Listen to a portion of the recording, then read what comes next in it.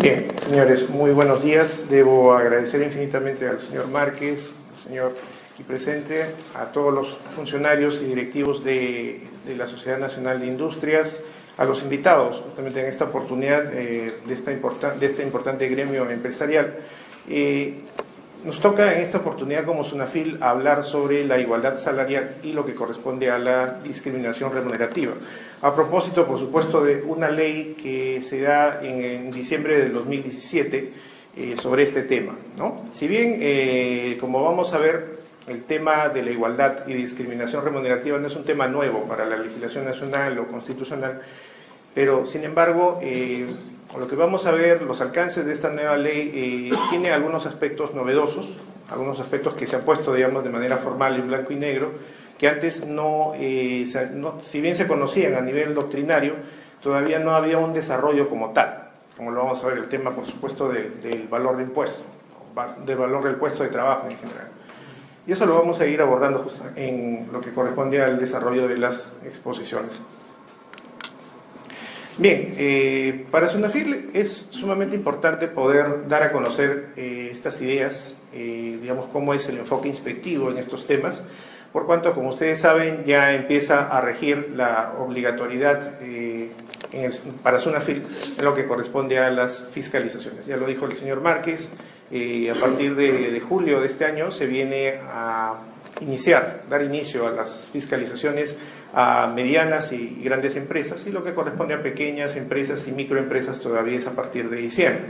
Entonces, en el marco de lo que corresponde a SUNAFIL, en el marco de lo que corresponde al sector trabajo, el poder sensibilizar sobre este tema, entonces hemos iniciado la semana pasada con otro gremio empresarial. Esta semana estamos en la misma fecha en paralelo, ahorita en la Sociedad Nacional de Industrias, y también a su vez en otra entidad, otro gremio empresarial también importante, donde hay una inspectora de SUNAFIL muy conocedora de estos temas, que está en este momento exponiendo, y que también le he pedido que, no bien terminando esa exposición, que empieza con una media hora de anticipación respecto a esta exposición, venga por aquí para efectos de poder también absorber las preguntas que ustedes consideren convenientes. Ahora, bien, entrando en materia, el marco normativo para lo que corresponde a la igualdad o el principio de no discriminación, como pueden ver, es bastante amplio. Para empezar, tenemos la Constitución Política, por supuesto, el artículo 2, que lo vamos a ver de manera inmediata, los convenios 100 y 111 de la OIT, uno sobre igualdad de remuneración y el otro sobre discriminación en temas de empleo y ocupación. La ley 27270, la ley contra actos de discriminación, es la primera ley que establece, para empezar, el delito de discriminación como una modificación en el Código Penal. La siguiente ley importante, la ley 28983, la ley de igualdad de oportunidades entre hombres y mujeres, establece ya este aspecto específico de la no discriminación en lo que corresponde al trabajo entre hombres y mujeres. Si bien no aterrizó en su momento en los temas de igualdad remunerativa, consideró sí ya temas mucho más centrados en lo que corresponde a no discriminación laboral, ¿no? En lo que corresponde a la distinción de género entre hombres y mujeres. Ahora, la ley 3079, que es la ley que nos trae en esta oportunidad, sí es la ley que prohíbe la discriminación remunerativa entre varones y mujeres, y es lo que en el marco de esta ley es lo que vamos a venir a exponer en esta oportunidad. Por supuesto, hay normas reglamentarias importantes, como el reglamento de la misma ley 3079, y es justamente el Decreto Supremo 002-2018-TR. Tenemos también el Decreto Supremo 005-2018-TR, que se emiten disposiciones complementarias para el cumplimiento de esta ley. La Resolución Ministerial 243-2018-TR, que es la guía para la igualdad salarial, es la primera guía que el sector trabajo emitió sobre el tema. De igual manera y de manera reciente, en mayo de este año, por parte de SUNAFIL se emitió el protocolo 04-2019 SUNAFIL-INI, que viene a dar las pautas para la fiscalización de las obligaciones en materia de discriminación remunerativa entre varones y mujeres. Y por último, la segunda guía que que ha emitido el sector trabajo una guía con mayor desarrollo sobre los temas de discriminación remunerativa, la precisión respecto a la valoración del puesto, que está establecido en esta guía metodológica de valoración objetiva sin discriminación de género de puestos de trabajo y elaboración de categorías, de cuadros de categorías y funciones, establecido por la remuneración ministerial 145/2019 TR. Bien, SUNAFIL es un organismo especializado, técnico, adscrito al Ministerio de Trabajo, y tiene dos funciones prioritarias. La primera función, como ustedes entenderán, su función primordial, la función por la cual se le conoce más, es la función de supervisar y fiscalizar el cumplimiento de la normatividad sociolaboral y de seguridad y salud en el trabajo. Sin embargo, no es su única función.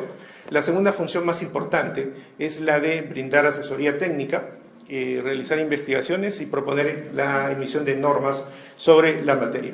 Ahora, digamos, esta segunda función, que es la de asesoría técnica, le estamos proporcionando en este momento, en lo que corresponde a este taller o capacitación, que consideramos sumamente importante para, digamos, dar estas ideas a los gremios empresariales, ¿no? Es evidente que también en su momento se darán estas ideas también, se hará extensivo este conocimiento también a los sindicatos y a los mismos trabajadores en general, pero consideramos importante dar este inicio con los gremios empresariales más importantes de nuestro país.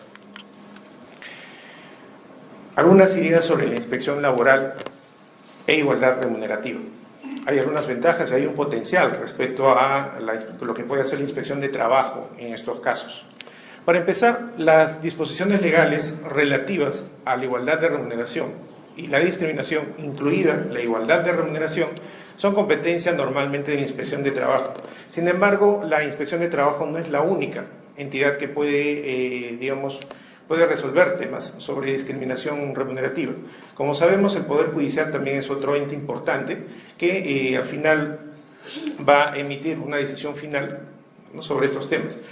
Al final, de acuerdo a las investigaciones que realicen los inspectores, sabemos que la inspección de trabajo culminará, de ser el caso, en un acta de infracción, en la cual el procedimiento sancionador definirá una relación jurídico-procesal solo entre la empresa y SUNAFIL, dejando a salvo el derecho de los trabajadores afectados de recurrir a la vía judicial como corresponde. Ahora, la vía judicial es mucho más amplia por cuanto va a definir el derecho. Va a definir si corresponde o no corresponde un derecho en particular a los trabajadores, ¿no?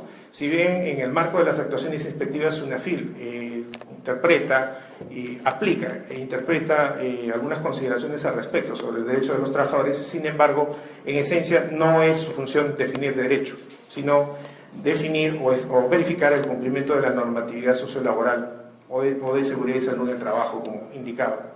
Ahora, otra idea importante sobre las ventajas y potencial de estos dos términos es los inspectores de trabajo tienen acceso privilegiado al lugar de trabajo o a información sobre la remuneración que perciben hombres y mujeres.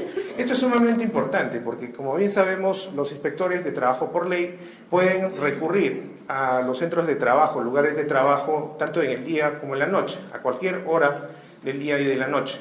Ahora, ¿tiene acceso privilegiado a esta información? Por supuesto que sí. Tienen acceso actualmente a la planilla electrónica, que si bien lamentablemente para esta época no lo tenemos a un nivel actualizado al día a día. Me refiero, no es que tengamos la planilla electrónica del día de ayer, la tenemos un poco atrasada, eso sí lo sabemos, pero en base a ello es que justo hacemos justamente nuestro trabajo para poder verificar estos temas como corresponde, ¿no? Ahora, otro tema importante es los inspectores de trabajo pueden actuar a partir de denuncias o informes y también pueden resolver cuestiones de igualdad de remuneración en el contexto de inspecciones rutinarias. Ahora, antes de cerrar el tema sobre la información importante, me refería a planillas electrónicas, es importante que esa información inicial a lo cual tienen acceso los inspectores se va a complementar, por supuesto, en las actuaciones inspectivas con la información que va a proporcionar la empresa respecto a las planillas electrónicas actualizadas, ¿no? Y eso es justamente lo común, lo que se realiza en las comparecencias como tal. Ahora, volviendo al tercer punto, los inspectores de trabajo pueden actuar a partir de denuncias y también pueden resolver cuestiones de igualdad de remuneración en el contexto de inspecciones rutinarias. Esto implica considerar las dos formas, los dos orígenes más comunes para las actuaciones inspectivas.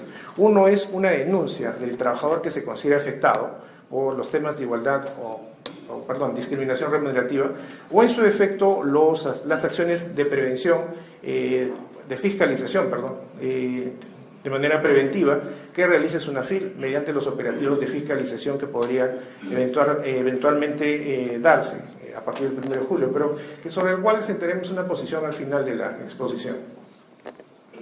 Ahora, los servicios de inspección de trabajo pueden promover el cumplimiento mediante la sensibilización, incluyendo a organizaciones de empleadores y de trabajadores, así como ofreciendo asesoramiento técnico en materia de igualdad de remuneración a escala empresarial. Es importante considerar ello porque ya sabemos que la ley nos ha establecido tanto al sector trabajo como a SUNAFIL la obligación de sensibilizar. Es evidente que no podemos fiscalizar si previamente no hemos sensibilizado, ¿no? Y consideramos importante esta labor que no solamente se agota en las organizaciones empresariales, como decía, sino también posteriormente lo estaremos efectuando con sindicatos y trabajadores en general, ¿no? Es bastante importante esta labor de sensibilización por parte de SUNAFIL. Y por supuesto, la sensibilización es una cosa y el asesoramiento técnico que puedan realizar los inspectores en las orientaciones o actuaciones inspectivas de orientación cuando recurren a una empresa en particular es también sumamente importante.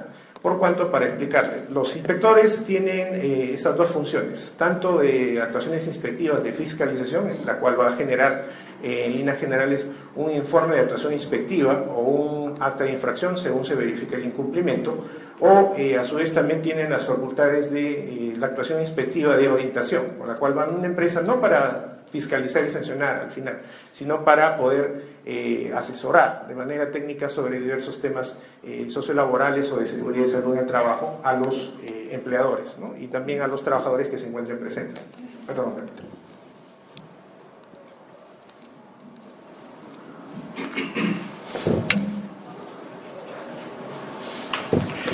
Bien, otro punto importante considerar, si de repente me pueden apoyar con esto porque se baja un poquito,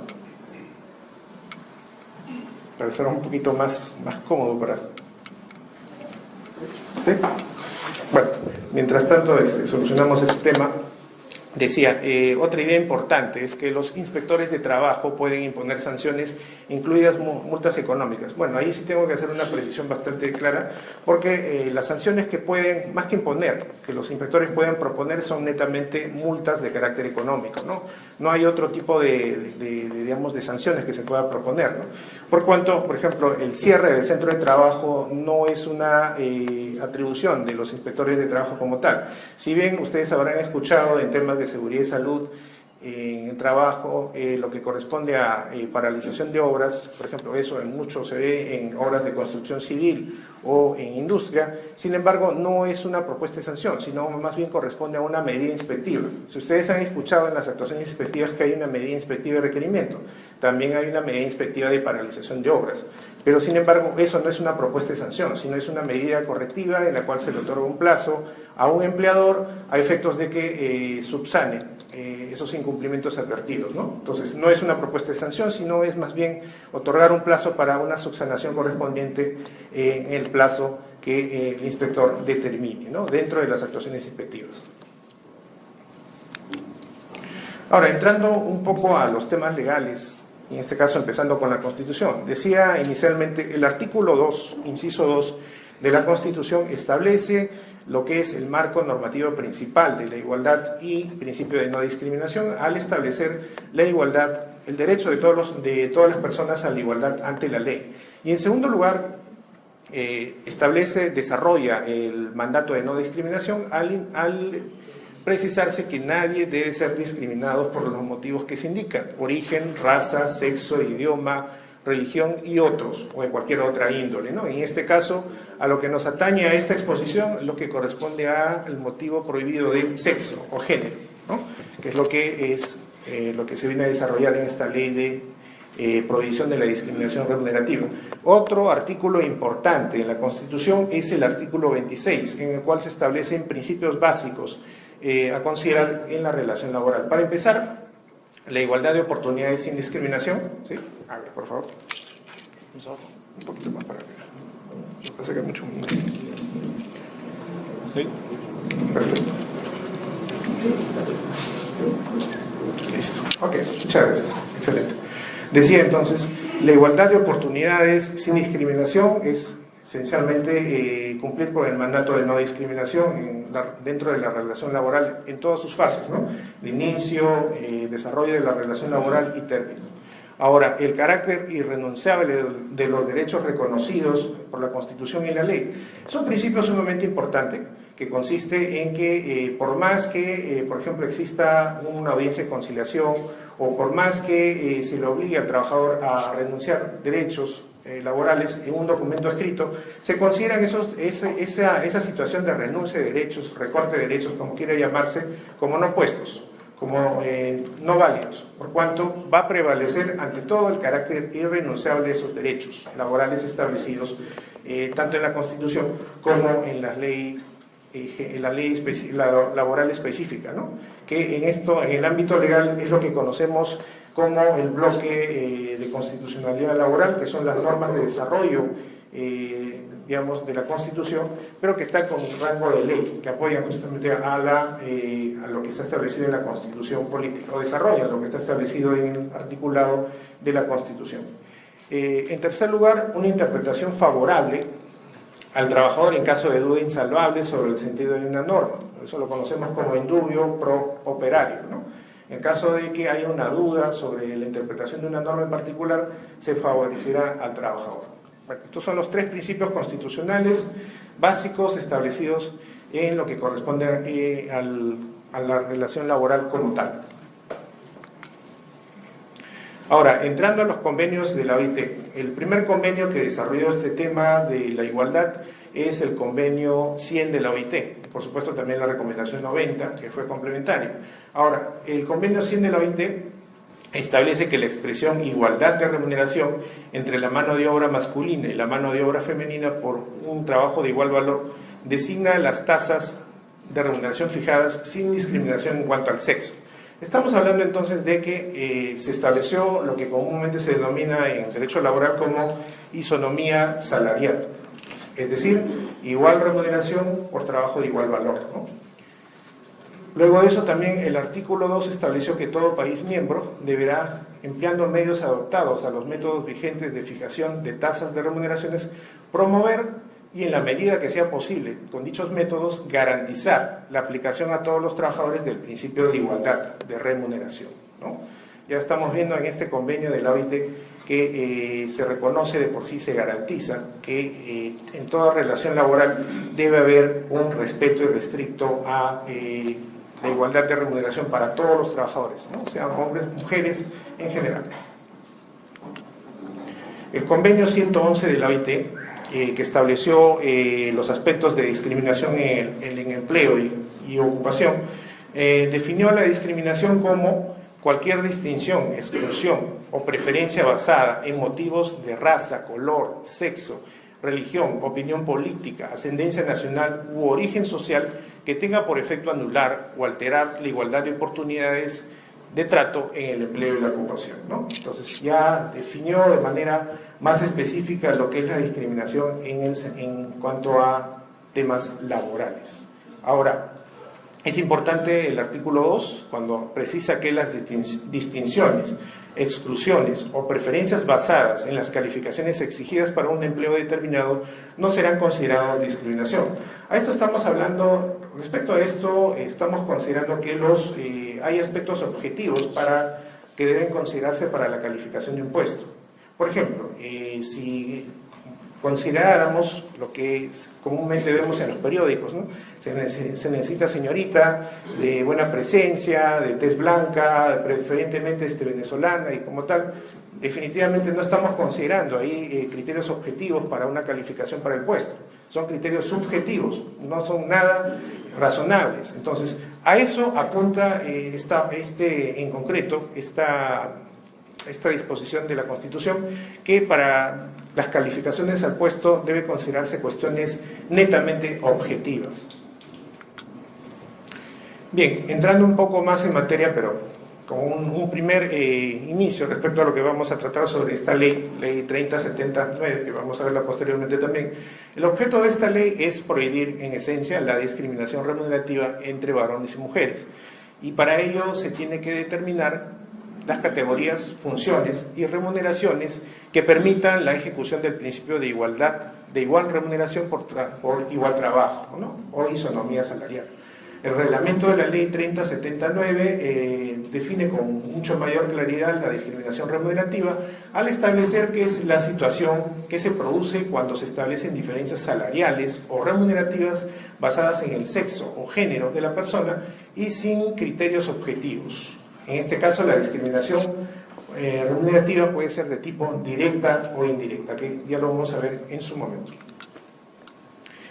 Las obligaciones que se establece al empleador en esta ley son diversas. Entre una de ellas, contar con un cuadro de categorías y funciones, que es un aspecto que, si bien ya diversas empresas han venido desarrollando a nivel nacional, sin embargo, no todas han tenido este conocimiento de que es necesario contar con esta herramienta, ¿no? Lamentablemente, de las fiscalizaciones que se han venido realizando se ha visto esto de que hay muchas empresas que manejan sus puestos de manera un poco desordenada, ¿no? En el sentido de que ni siquiera se tiene un listado de cuáles son las categorías y menos los puestos por cada área de trabajo. Entonces, esta obligación, si bien no es novedosa, viene a aclarar el panorama respecto a cómo debe manejarse la distribución de puestos. El fijar la remuneración de categorías sin discriminación es parte de lo que estamos tratando, definitivamente es una de las partes principales de lo que estamos tratando en este taller. El asegurar una capacitación laboral que garantice la igualdad entre hombres y mujeres. Esa capacitación laboral no puede considerar, vuelvo a recalcar, aspectos subjetivos, ¿no? Decir que, por ejemplo, va a haber una capacitación preferentemente para trabajadores, hombres y mujeres, pero no se va a considerar a las trabajadoras embarazadas porque esa capacitación incide sobre temas de seguridad, por ejemplo, en una industria muy específica y que a la corta o a la larga el embarazo puede ser afectado por esa nueva actividad que realiza la empresa.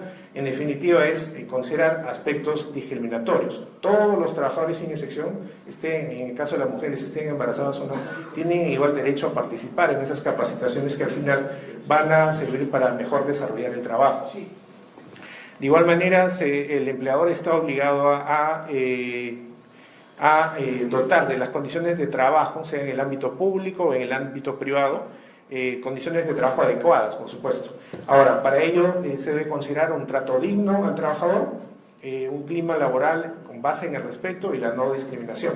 Mucho se escucha eso de que hay, lamentablemente, muchos recibimos también denuncias en ese sentido de actos de hostilidad, donde inclusive hasta se escucha eso de que hay algunos empleadores que lamentablemente caen en afectar la dignidad de la persona con insultos, con referencias no objetivas, maltratos, entre ese tipo de cosas. Entonces, ese tipo de cosas son las que busca la norma evitar. Ahora, la prohibición de despido y no renovación del contrato por motivos vinculados con la condición del embarazo y el periodo de lactancia es otro de las obligaciones establecidas y que debe cumplir el empleador en el caso de discriminación remunerativa o discriminación laboral en general. Ahora, el reglamento de la ley establece, ya decíamos, el cuadro de categorías y funciones. Este cuadro viene a ser el mecanismo mediante el cual el empleador evalúa y organiza los puestos de trabajo de acuerdo a criterios objetivos y a la necesidad de su actividad económica. Vamos a ver que este cuadro tiene un contenido mínimo, que para empezar debe haber un listado de todos los puestos de trabajo incluidos en esta categoría. En segundo lugar, debe haber una descripción general de las características de los puestos de trabajo que justifiquen su agrupación en esa categoría, y finalmente la ordenación o jerarquización de las categorías en base a su valoración y a la necesidad de la actividad económica, ¿no? Son tres elementos básicos del contenido mínimo que debe tener este cuadro de categorías y funciones. Aquí es donde debemos recalcar también la prohibición de discriminación en general, es decir, que todo empleador tiene la facultad de establecer sus políticas remunerativas, tiene todo el derecho de hacerlo, fijar los requisitos para la percepción de las remuneraciones o beneficios de cualquier otra índole, así como también determinar sus montos, pero sin incurrir en discriminación directa o indirecta por razón de sexo o género. Ahora, en caso que se alegue esta discriminación directa o indirecta en las remuneraciones por motivos de género o de sexo, el empleador debe acreditar que los puestos de trabajo implicados no son iguales o no tienen el mismo valor. Ahora, igualmente también dentro de la prohibición de discriminación, también establecida en este reglamento, se establece que las remuneraciones y beneficios de cualquier otra índole que se soliciten y fijen dentro de los procedimientos de negociación colectiva deben respetar los criterios establecidos en esta norma y, por supuesto, que no se puede incurrir en las prácticas discriminatorias tanto como discriminación directa o indirecta. Pero no todo es prohibiciones, también hay alguna excepción a esta prohibición, pero que no es considerado como discriminación, sino más bien es considerado como una diferenciación salarial o distinción, como quiera llamarse. Hay una justificación de diferencias salariales y esa justificación se sustenta en que, por excepción, los trabajadores pertenecientes a una misma categoría pueden recibir remuneraciones diferentes cuando dichas diferencias se encuentren justificadas en criterios objetivos como antigüedad en el puesto, el desempeño continuo, la negociación colectiva, la escasez de oferta de mano de obra calificada para un puesto determinado, que eso sucede mucho en puestos técnicos, el costo de vida, de igual manera. Hay lugares que, como ustedes saben, por ejemplo, la selva de nuestro país tiene un costo de vida más alto que la costa o inclusive la sierra. La experiencia laboral del trabajador, el perfil académico, educativo, ya se habló del desempeño, el lugar de trabajo, entre otros.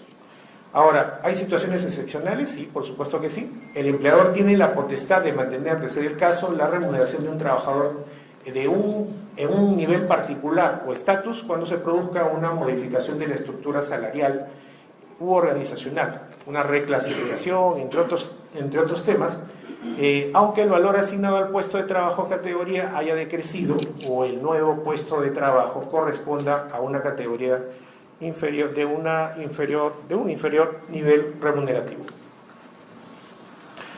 Este aspecto de la compatibilidad de la vida personal, familiar y laboral resulta de especial importancia.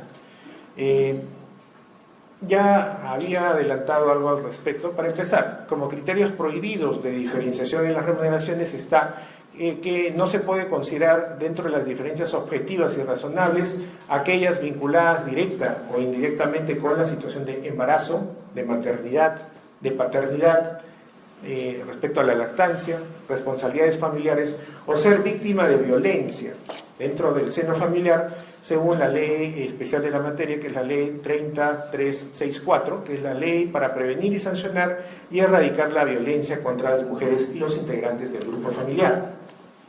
Ahora, pero hablamos anteriormente, si retrocedemos un poco, respecto al artículo 6 de la ley. Sí, en la parte final, la prohibición de despido y no renovación de contrato por motivos vinculados con la condición del embarazo o el periodo de lactancia. Sobre esto hay que explicar algo.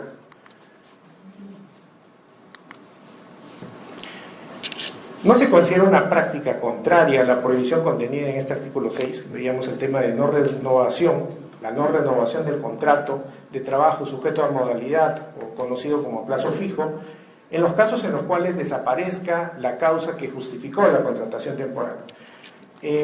Si, por ejemplo, una trabajadora es contratada por razones de suplencia, ¿no?, de un trabajador que se fue a capacitar al extranjero por 2 años, ¿no?, y resulta que por razones X el trabajador que estuvo fuera ya no se demora 2 años, sino se demora solamente 1 año. Fue súper rápido con la maestría, el máster que estuvo llevando en el extranjero, y en el interín resulta que la mujer que estaba reemplazando a este trabajador titular, resulta embarazada, ¿no? Evidentemente le pone conocimiento al empleador, pero resulta que en este caso la causal que generó el contrato, la causa objetiva que fue la suplencia, ya se acabó, no en 2 años, sino se acabó en 1 año, ¿no? Y en ese interín se encuentra que decía ya había la trabajadora puesto en conocimiento que estaba embarazada, por razones de que culminó la causa objetiva que dio lugar a esa contratación, este contrato de suplencia, no se puede considerar como una no renovación de contrato inválida. es perfecta, de acuerdo a derecho. O sea, no puede considerarse como una infracción de tipo laboral. A eso quería llegar con este tema. Ahora, el padre trabajador también, en otro caso, el padre trabajador del sector privado tiene derecho a que el periodo de descanso vacacional por récord vacacional ya cumplido y aún pendiente de goce, se inicia a partir del día siguiente de vencida la licencia de paternidad. Bueno, evidentemente debe comunicarse con la anticipación necesaria de 30 días calendario anteriores al goce. Esto implica, pues, como lo dice acá el articulado, vencida la licencia de paternidad. Recién empieza el goce de las vacaciones como tal. No se puede considerar a este periodo de la licencia por paternidad como parte de las vacaciones, ¿no? Eso, si bien ya había algunas interpretaciones en la doctrina al respecto, viene a recalcar un tema que no se desarrolló de la manera correcta anteriormente en la normatividad. Volviendo ahora a la ley 3079, hay modificaciones importantes. Para empezar, se ha modificado la parte de actos de hostilidad equiparables al despido en lo que corresponde al articulado del texto único ordenado de la Ley de Productividad y Competitividad Laboral. Pues anteriormente el artículo estaba establecido de esta manera: son actos de hostilidad equiparables al despido los siguientes: la reducción de la categoría y de la remuneración. Hasta ahí era el artículo. Ahora se considera que, asimismo, el incumplimiento de requisitos objetivos para el ascenso de trabajador. Aquí quiero detenerme un ratito.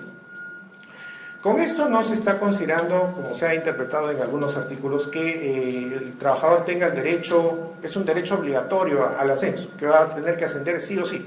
No, la cosa no va por ahí, sino que más bien lo que se está garantizando es que el trabajador o los trabajadores tengan derecho a participar en ese concurso de ascenso, pero bajo condiciones objetivas. Eso es lo que se está garantizando con este artículo, ¿no? No es el hecho de que se diga ya, el trabajador sí o sí va a tener que ascender, ya tiene un derecho ganado que va a ascender sí o sí dentro de su carrera laboral en la empresa. La cosa no va por ahí. Es más bien, como recalco, la garantía de que va a participar en ese concurso de ascenso interno, por supuesto, con todas las garantías correspondientes de criterios objetivos para este concurso. La segunda modificación importante se hizo en el articulado de la ley 26772 sobre ofertas de empleo. Bueno, si bien la primera parte donde hace precisión sobre qué es la discriminación en estas ofertas de empleo, de igual manera se estableció en el segundo párrafo que los empleadores están obligados a informar a sus trabajadores la política salarial del centro de trabajo, ¿no? Ahora, recalcando pues el tema de las prácticas discriminatorias, pero a lo que voy es, se estableció ya una obligación de tipo formal, una nueva infracción laboral, que ya está desarrollada también en el reglamento de la Ley General de Inspección de Trabajo, sobre la obligatoriedad de que los empleadores procedan a informar sobre la política salarial.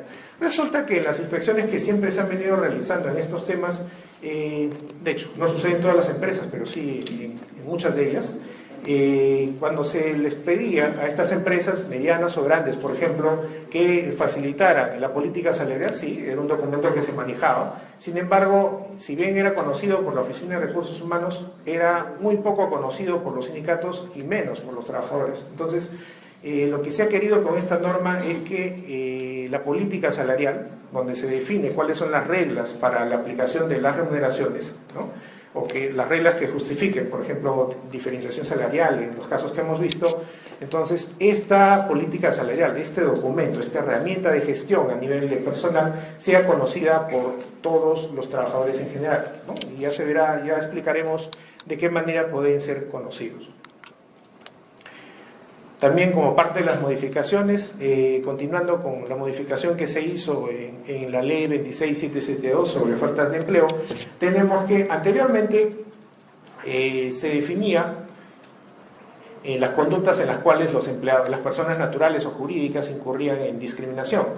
Sin embargo, el artículo original solamente precisaba dentro del marco o el escenario correspondiente a las ofertas de empleo. Sin embargo, la modificación que se hizo incluyó también dentro de esta ley los aspectos o las situaciones discriminatorias que puede incurrir el empleador durante la relación laboral. Se recalca que serán sancionadas por el Ministerio de Trabajo y Promoción del Empleo. Ahora, igualmente también se recalcó que cuando se refieran estas situaciones discriminatorias al acceso al centro de formación educativa, serán sancionadas por el Ministerio de Educación. Y se precisó que la sanción administrativa en este caso sería una multa no mayor de 3 unidades impositivas tributarias o cierre temporal del local que no excederá de un año, ¿no? Es un tema que si bien ya estaba establecido en una normatividad anterior, desde más o menos, claro, desde el año 2000, se viene a recalcar, digamos, esa normatividad anterior. También el reglamento de la Ley 3079 viene a establecer algunas modificaciones importantes, ¿no? Para empezar, se estableció el artículo 4A de la ley del Decreto Supremo 002-98-TR, de las normas reglamentarias de la Ley 26772, la Ley de Ofertas de Empleo, que en virtud de la prohibición en materia de discriminación establecida en el artículo 1 de la Ley Base, el potencial trabajador no puede solicitar a las candidatas a un puesto de trabajo la realización de una prueba de embarazo. Ahora, en aquellos casos en que el puesto de trabajo involucre un riesgo para la salud de las mujeres gestantes o el feto, el potencial empleador debe poner en conocimiento de las candidatas dichos riesgos a efectos de que las mismas determinen si estiman pertinente efectuarse una prueba de embarazo. Ahora, es evidente que de realizarse esta prueba de embarazo, el costo correspondiente la tiene que asumir el empleador. Ahora, el artículo 10 también fue modificado y se estableció que el empleador debe cumplir con informar a sus trabajadores sobre la política salarial o remunerativa implementada. Si bien ya a nivel legal ya se había establecido esta obligación, también a nivel reglamentario se desarrolló mucho mejor esta obligación. Por supuesto que también el reglamento de la Ley 3079 viene a modificar la ley o reglamento de la Ley General de Inspección de Trabajo, y en cuanto a los tipos, a las infracciones correspondientes. Si bien tenemos ahí dos numerales nuevos, el 25.22 y el 25.23, nos vamos a dar cuenta que son 3 las obligaciones laborales nuevas en este caso, ¿no? Tres las infracciones laborales que se desarrollan. Para empezar, se estableció, para leerlo de manera más entendible, son infracciones muy graves los siguientes incumplimientos en materia de relaciones laborales. 25.22. No contar con un cuadro de categorías y funciones. A su vez también, no contar con una política salarial. Ambos de conformidad con los términos establecidos en la Ley 3079. Como pueden ver, hay dos infracciones laborales, no solamente una, 2 infracciones laborales dentro de este numeral. El numeral 2523 estableció como otra infracción sociolaboral el no haber cumplido con informar a los trabajadores acerca de la política salarial de la empresa, conforme por supuesto lo establecido en la Ley de Ofertas de Empleo. Bueno, ley que dispone, más que hay que leerlo correctamente, según recordaba, ley que dispone que las ofertas de empleo y acceso a medios de formación educativa no podrán contener requisitos que constituyan discriminación, anulación o alteración de igualdad de oportunidades o de trato. Ahora, hay documentos que ha emitido el sector trabajo sobre estos temas, y para empezar hay una primera guía de la igualdad que fue digamos, aprobada mediante resolución ministerial 243/2018-TR, en la cual se definió un tanto el marco, el escenario en el cual se estaba produciendo esta discriminación remunerativa y que justificaba, por cierto, que justificó en su momento la emisión de la Ley 3079. Como podemos ver, el ingreso promedio laboral entre hombres y mujeres ha sido siempre variable, según los datos que tenemos del 2007 en adelante, según la encuesta nacional de hogares sobre condiciones de vida y pobreza del INEGI. Entonces vemos que hay una brecha de ingresos de un 29%, y como podemos ver desde el año 2007 en adelante, esta brecha de ingresos siempre se ha mantenido, ¿no? Si bien en 10 años el ingreso laboral de ambos, hombres y mujeres, ha aumentado, pero la brecha de ingresos se ha mantenido siempre. Esta variable de ingresos promedio incluye a las personas empleadoras, asalariadas, independientes, trabajadoras no remuneradas y a trabajadoras del hogar. Entonces, podemos decir en conclusión que a nivel nacional las mujeres perciben menos ingresos que los hombres. Ahora, podemos ver que también esta variable no es constante cuando nos referimos al ámbito público o al ámbito privado. En el sector privado, resulta que la brecha salarial es mucho mayor que en el ámbito público. En el ámbito privado, la brecha salarial es de un 23.8% y en el ámbito público es de 16%. Sin embargo, podemos ver que en el sector público, curiosamente, los hombres y mujeres ganan mucho más que en el sector privado. Alguien alguna vez comentaba que en el sector privado se gana mucho más, pero bueno, con estas cifras podemos darnos cuenta que no es tan cierta esa aseveración.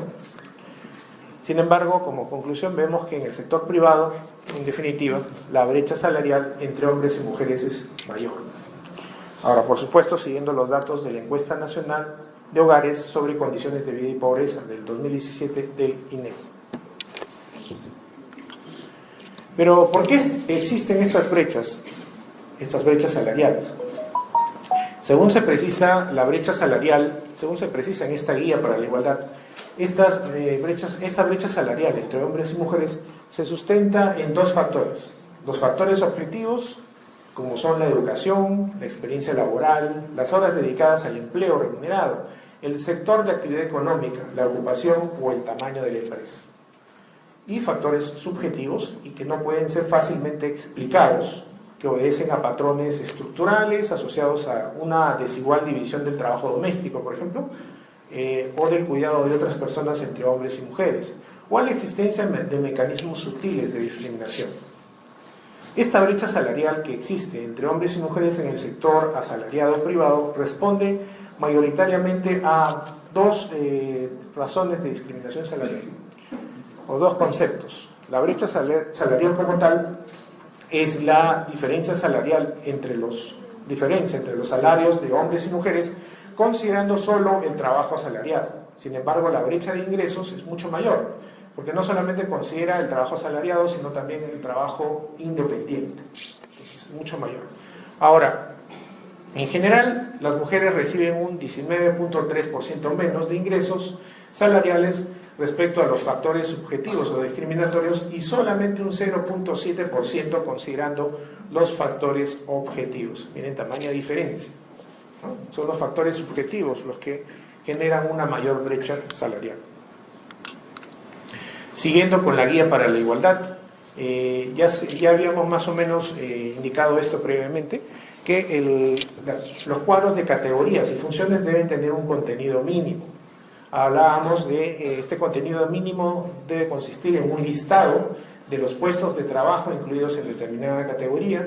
Se debe efectuar una descripción general de las características de los puestos de trabajo o clasificación de los mismos que justifiquen su agrupación en una misma categoría. Y finalmente, la ordenación y/o jerarquización de las categorías en base a su valoración o a la necesidad de actividad económica. Como nota relevante del contenido mínimo indispensable, hay que precisar que la evaluación o valoración de puestos de trabajo no es igual a una evaluación de rendimiento. ¿Y por qué lo digo?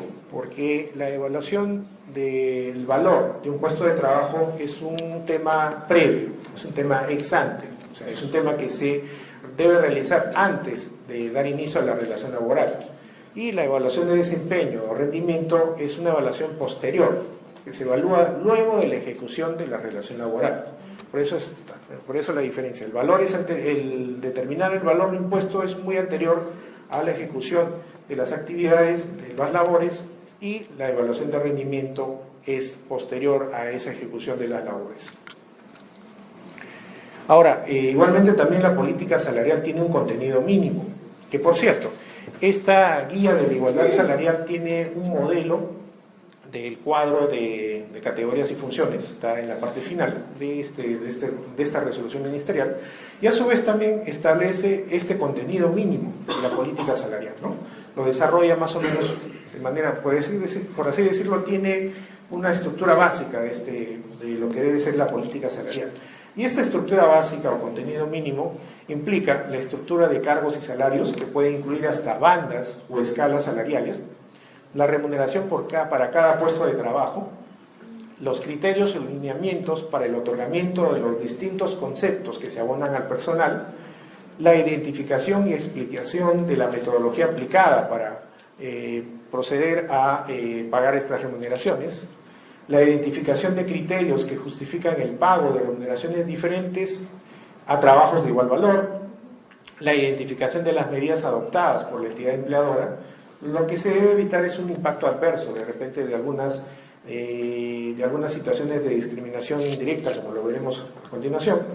La previsión de supuestos de casos de reajuste salarial cuando proceda, cuando se dé el caso, y la previsión del diseño e implementación de un plan de igualdad salarial.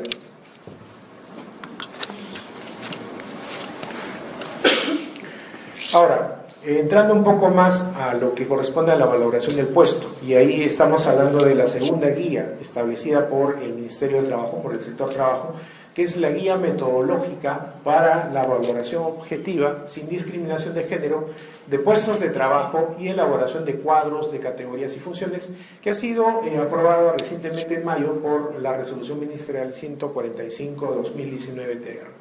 Esta valoración de puestos y metodología implica considerar a esta valoración como el proceso que permite determinar el valor relativo o importancia que tiene cada puesto dentro de la entidad u organización, de acuerdo a su contribución hacia los intereses de la misma. Por supuesto, puede haber un sistema de puntos por factor para lograr equidad salarial.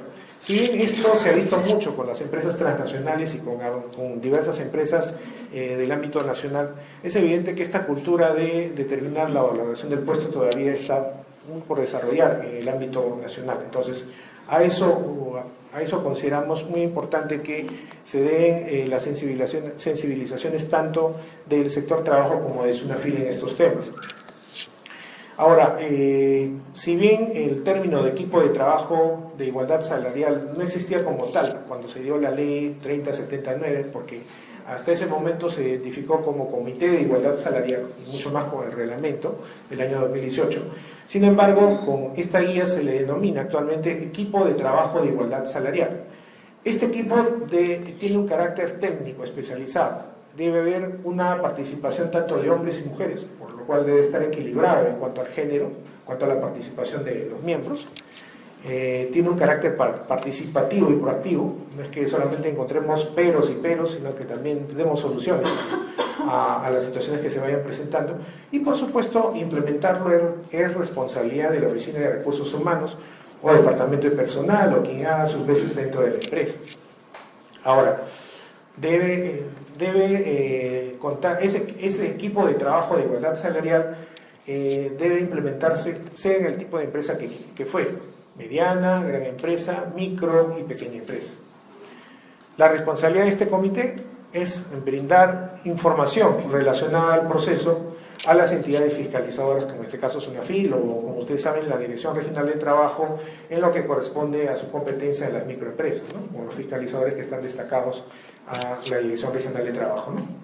Entonces, es la responsabilidad de este equipo de trabajo de igualdad salarial otorgar la información que soliciten las entidades fiscalizadoras. Ahora, entrando un poquito más a las etapas del proceso de valoración del puesto de trabajo establecidos en esta segunda guía metodológica, en primer lugar, como indicábamos, se debe se debe identificar el puesto de trabajo. En segundo lugar, determinar el género de los puestos, que a veces no es tan sencillo, porque a veces se tiene la percepción de que un puesto en particular es solamente para los hombres o solamente para las mujeres. Sin embargo, hay que hacer ese proceso. En tercer lugar, la tercera etapa es valorizar los puestos de trabajo, como lo vamos a ver, hay varios subfactores o variables a considerar. En cuarto lugar, comparar puestos y cálculos de diferencias salariales. Y en quinto lugar, implementar medidas para eliminar la brecha salarial. Ahora, este proceso, por supuesto, estas etapas se inician con la conformación del equipo de trabajo de igualdad salarial. porque son ellos, este equipo de trabajo, los que van a desarrollar todas estas etapas. Decir que esto va a ser una obligación directa de la Oficina de Recursos Humanos no es una gran verdad, porque estamos hablando de un aspecto, como se han dado cuenta, bastante técnico, bastante especializado. Entonces tiene que haber personal que conozca de estos temas, ¿no? Y eventualmente, si le pedimos, recargamos otra función más a la Oficina de Recursos Humanos, que tiene que ver con el tema del personal en general, con todos los aspectos de personal, compensaciones, gestión de personal, etcétera, le estaríamos recargando una función adicional que muy bien puede verlo a todo un equipo técnico de carácter especializado, ¿no?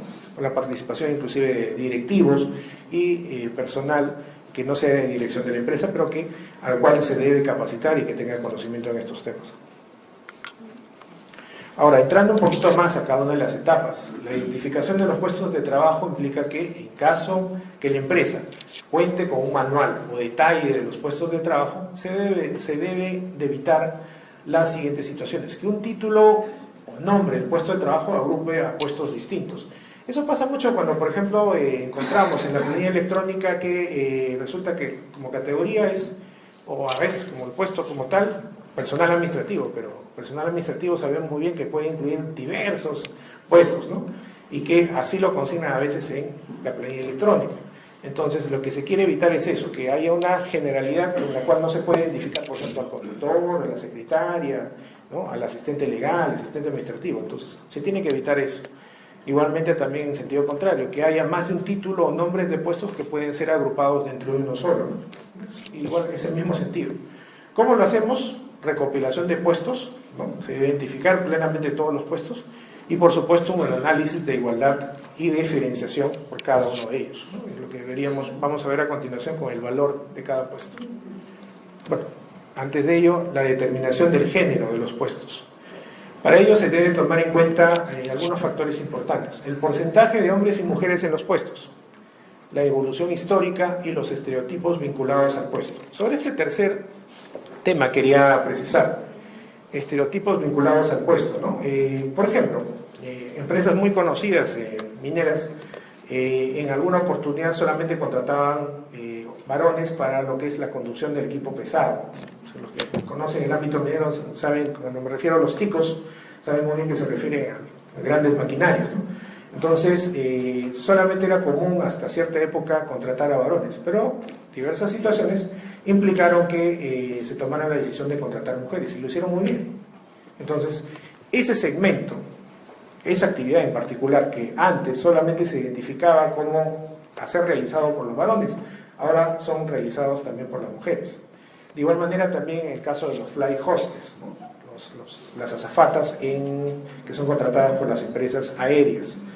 Antes era muy común hablar de que solamente era un puesto para mujeres. Ahora, quien ha viajado comúnmente en avión en estas fechas, en estas épocas, en estos años, sabe muy bien que también hay fly hostess varones, ¿no? Tiene de repente otra denominación, steward, como quieran llamarle, pero el tema es que ya deja de ser solamente un puesto femenino. Ahora también hay fly hostess varones. Igual pasa con los mecánicos, ¿no? Alguien me diría por ahí de repente la mecánica de folclore, que tiene algo que ver, pero el tema está que esta señora en particular también hace labores de mecánica, independientemente que suene jocoso el nombre de la mecánica de folclore. Pero como ejemplos de ello nos vamos dando cuenta que este trabajo ya no es solamente para los varones, también pueden hacerlo también mujeres. Sabemos muy bien que en el CENATI, ¿no?, una institución bastante conocida en mecánica, no solamente estudian varones, sino también estudian mujeres mecánicas. Entonces ya estos estereotipos se van dejando poco a poco. Ahora, como nota importante, si la combinación de estos tres criterios no identifica claramente un puesto como de género masculino o femenino, estamos frente a un puesto neutro, ¿no? Puede ser de ambos, puede ser un puesto para hombres o para mujeres, un puesto neutro. La valoración de los puestos de trabajo implica factores objetivos para la valoración de los puestos de trabajo, pero acá no los desarrolla sino en la siguiente diapositiva, ¿no? Esto. Aquí están los subfactores objetivos para la valoración de los puestos de trabajo, que son diferentes a la evaluación de desempeño, por cierto. Ahí tenemos otros respecto también a lo que es los criterios objetivos para la diferenciación salarial. Son totalmente diferentes. Para empezar, aquí debemos ver las calificaciones o competencias. Ahí debemos tomar en cuenta la educación o calificación académica, la experiencia laboral, habilidades cognitivas, habilidades comunicativas, entre otros. Los esfuerzos mentales o emocionales o físicos, ¿no? Por ejemplo, se decía con un caso de los operadores de vuelo, ¿no? En un aeropuerto. Es una labor bastante, ¿cómo llamarle? Tiene bastante rigurosidad porque lo que está en juego no es solamente el aparato que está volando, ¿no? El avión. Lo que está en juego es la vida de las personas que están volando, digamos, en estos aviones, ¿no? Entonces es importante, miren el nivel de esfuerzo mental o emocional o el esfuerzo físico que se realiza, que es muy diferente de estos operadores de vuelo a, por ejemplo, los señores que se encuentran cuando ya aterrizó un avión en el aeropuerto, son los que avisan dónde tiene que ir a estacionarse el avión. Es diferente el esfuerzo físico mental que se realiza. Entonces, ustedes entenderán que en cuanto al esfuerzo, la valoración del puesto resulta ser totalmente diferente.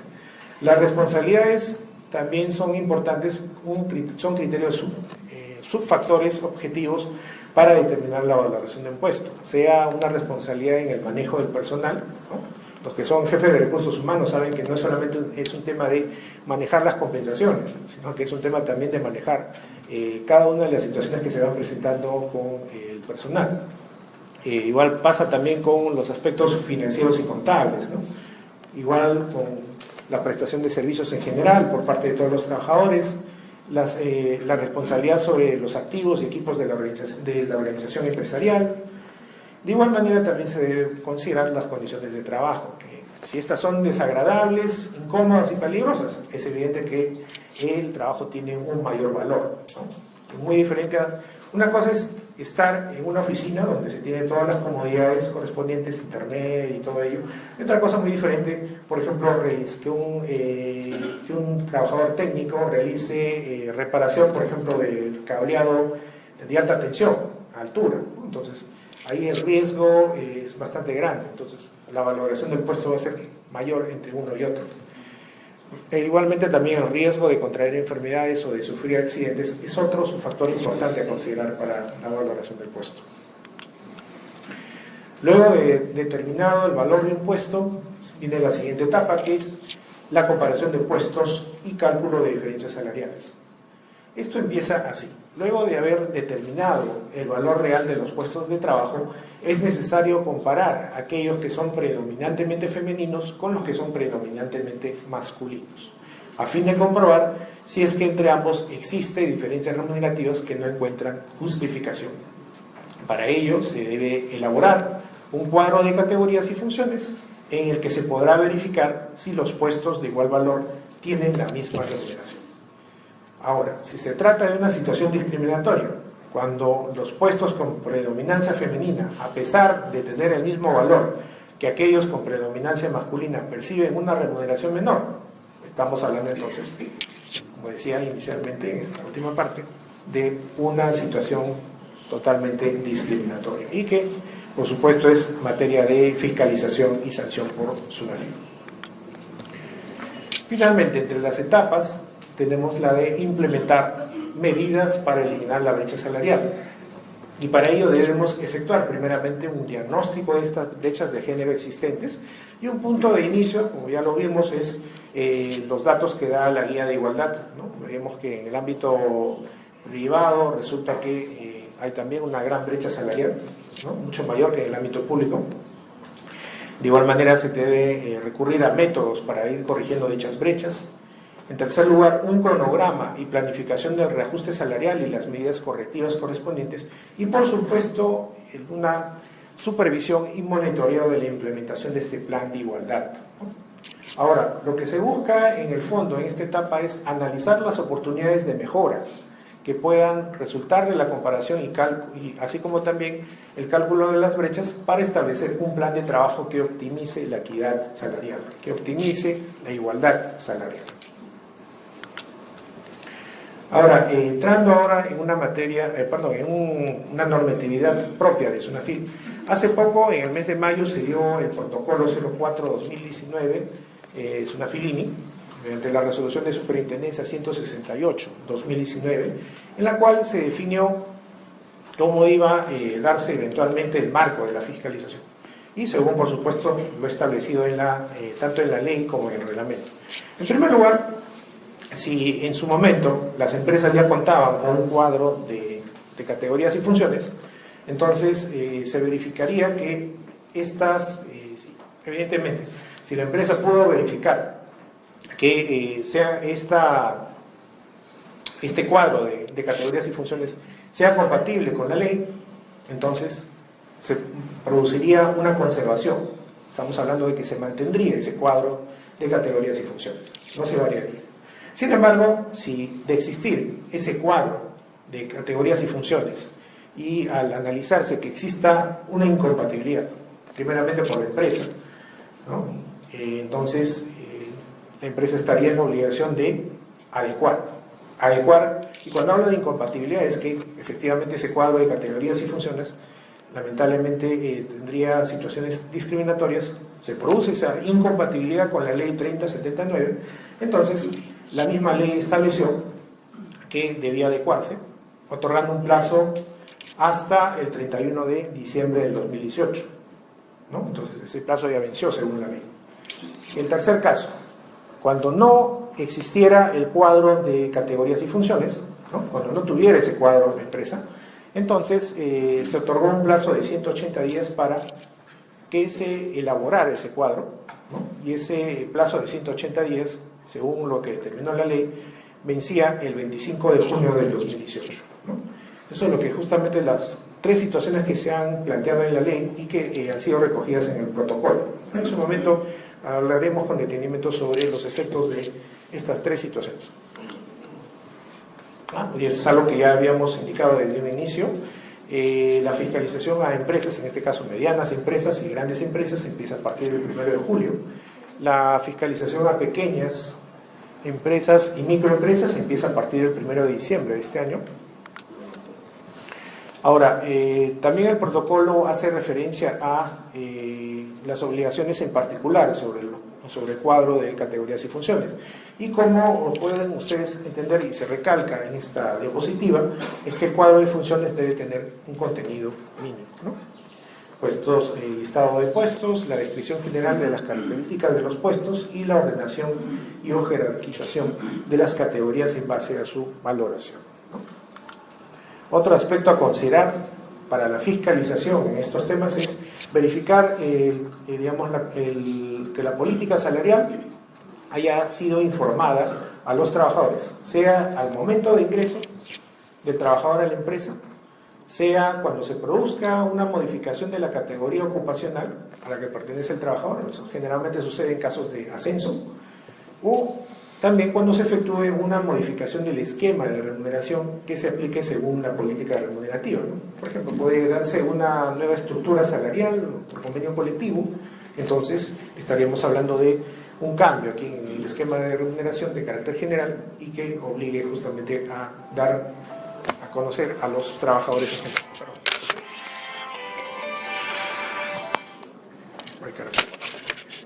El despacho de la superintendencia no me deja de tomar en cuenta para ciertas decisiones.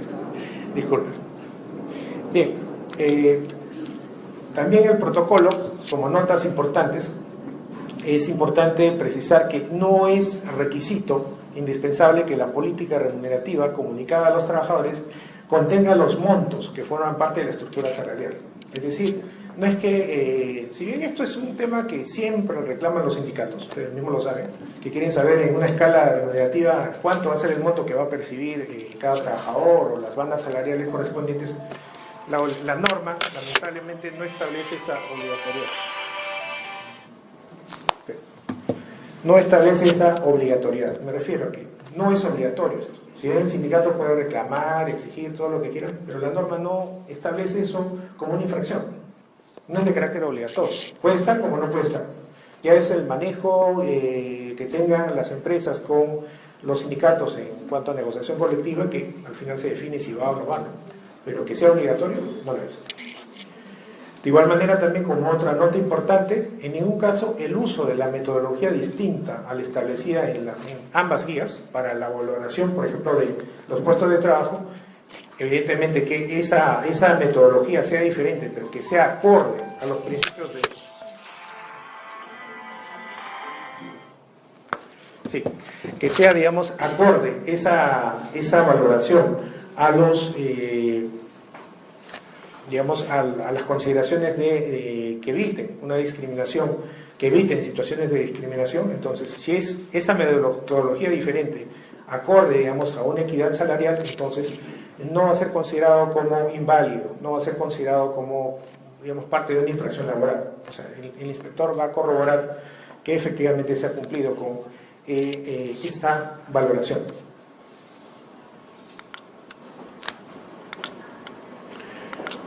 Este aspecto me parece sumamente importante, lo que es la discriminación directa y la discriminación indirecta. Ok. Bien. Como discriminación directa, pero bueno, un minuto para que se acomode. Bueno, le doy la bienvenida a mi subintendente de actuación inspectiva, la doctora Edith Enrique, de SUNAFIL, y a la doctora Paola Egusquiza, que es inspectora de trabajo de larga data aquí en SUNAFIL, igual que yo. Y justamente que me va a apoyar para la contestación de algunas preguntas que ustedes tengan ahí en lugar en este evento. ¿Okay? Bien, decía, la verificación de discriminación directa implica determinar si las funciones o responsabilidades asignadas coinciden con el puesto atribuido en el cuadro de categorías y funciones o en la política salarial. Sobre esto se puede utilizar un trabajador como referente a un trabajador o a un grupo de trabajadores. Vamos a ver acá que hay un trabajador que es el beneficiado, por ejemplo, de una bonificación remunerativa adicional, y ese trabajador es referente, es el trabajador referente. Y hay un trabajador que se considera como el afectado porque no está gozando de esa bonificación remunerativa o no remunerativa adicional. Entonces, es ahí donde el término de trabajador referente y trabajador afectado es sumamente importante para investigar los temas de discriminación remunerativa. De igual manera, en la discriminación directa se verifica si la remuneración del trabajador afectado es diferente en relación con el trabajador referente. En el caso de apreciarse diferencias salariales en los trabajadores de una misma categoría, se debe considerar los criterios objetivos de justificación, como decíamos anteriormente. No es que hay una prohibición total, tajante, y que no exista diferencias, no puede existir diferenciación remunerativa. Puede existir, pero si está basado en criterios objetivos de justificación, como dije anteriormente, antigüedad, desempeño, convenios colectivos, experiencia, tipo de jornada, entre otros. La verificación de la discriminación indirecta va referido a que las medidas adoptadas para no incurrir en discriminación remunerativa deben ser siempre neutras. Es decir, que no se justifique por motivos de sexo que afecten la igualdad de oportunidades, ¿no?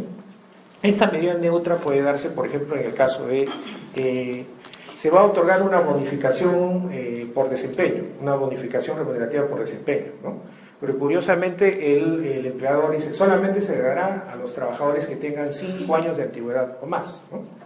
Bien, excelente, hay que premiar a los trabajadores más antiguos y que tengan un buen desempeño.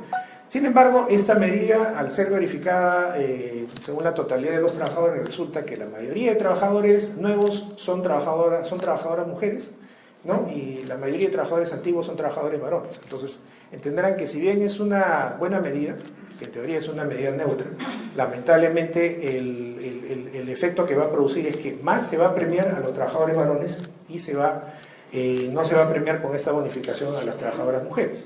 Entonces, este tipo de medidas son las que consideran la discriminación indirecta. Se debe dar una aplicación por igual de la medida neutra a todos los trabajadores y trabajadoras. La medida neutra no debe producir efectos perjudiciales para un colectivo de mujeres que laboran en la empresa y también debe verificarse la existencia o no de una justificación objetiva para la aplicación de la medida neutra o si se encuentra vinculada a las necesidades del negocio de la empresa.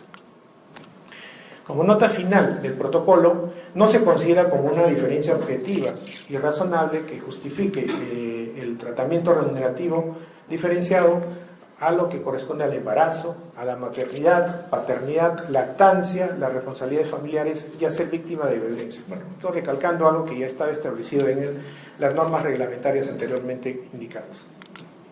El aspecto sancionador ya se también adelantó este tema, con la modificación del reglamento de la Ley General de Inspecciones, tenemos prácticamente 3 nuevas infracciones, ¿no? Decía, 2 infracciones están contenidas en la primera, que es el numeral 25.22, respecto a no contar con el cuadro de categorías y funciones o no contar con la política salarial. Y por supuesto la tercera, que está en el numeral 25.23, es no haber cumplido con informar a los trabajadores acerca de la política salarial de la empresa. Bueno, finalmente esta es nuestra escala de multas y como pueden ver, siendo una infracción muy grave, ¿no? Y principalmente podemos acá, voy a empezar a partir del 1 de diciembre, perdón, a partir del 1 de julio, lo que corresponde a medianas y grandes empresas, le corresponde la tabla no MIPE, la de abajo, y que puede llegar, según el número de trabajadores, hasta 45 UITs, y considerando también temas de sobretasa que están establecidos en el artículo 48C del reglamento de la Ley General de Inspecciones. Bien, con ello quiero agradecer los minutos que me han prestado y bueno, justamente estamos ya tanto yo como Paola, o Paola y yo, perdón, es lo correcto, Paola y yo, a la contestación de las preguntas que ustedes consideren pertinentes. Gracias.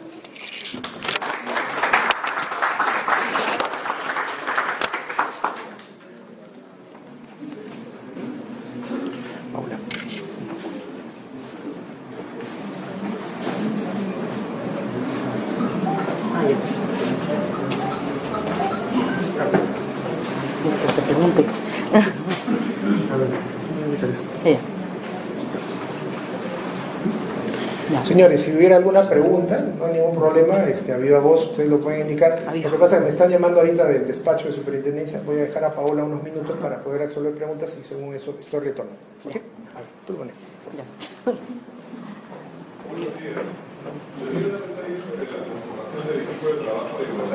Ya. Lo puedo buscar. Él es más grande que yo. Buenas tardes con todos y con todas. Ya, en el equipo, ahora se llama con la nueva guía equipo de igualdad salarial. Es una guía referencial, pero cuando habla en el apartado de micro y pequeñas empresas, le indica como referencia que puedan tener de 2 a 4 trabajadores y que esté conformado con alguien de la alta dirección. A veces, ¿qué significa alta dirección? Puede ser el gerente, el dueño, el titular, ¿no? Por lo menos uno de ellos tiene que ser. Es lo único que dice, pero en general, el requisito para el equipo también te lo dice de manera referencial la guía, tiene que ser participativa, o sea, de todos los niveles de la empresa, tiene que ser equilibrado, ¿no? Tiene que mantener una cuota entre hombres y mujeres, pero como no solamente en recursos humanos, porque en recursos humanos puede que todos sean varones o todos sean mujeres, sino que al momento de conformarse tiene que tener alguien de la alta dirección para las grandes empresas, tiene que tener alguien que conozca el tema de recursos humanos o esté enfocado en este tema, dedicado a estos temas, y alguien que conozca el score del negocio.